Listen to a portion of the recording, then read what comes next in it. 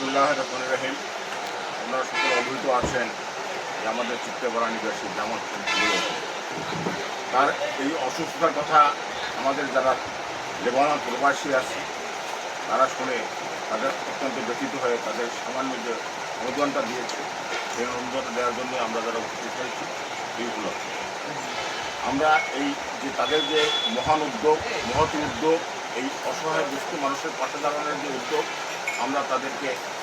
আমাদের এই কোটালীপাড়ার পক্ষ থেকে এবং এই দুস্থ অসহায় পরিবারের পক্ষ থেকে ধন্যবাদ জ্ঞাপন করছি এবং তারা যাতে উত্তর এভাবে আরও মানুষের সহযোগিতা করতে পারে, মসজিদ মাদ্রাসায় দান করতে পারে, এলাকা মানুষের সহযোগিতা সর্বাঙ্গীন হাত বাড়াই দিতে পারে এ আশাবাদ রাখছি। আমরা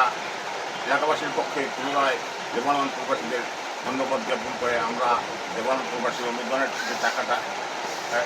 এই টাকাটা আমরা জামালের চাচা এবং বাজারের বিশিষ্ট ব্যবসায়ী যেগুলো আমি এখানে হাতে হস্তান্তর করব।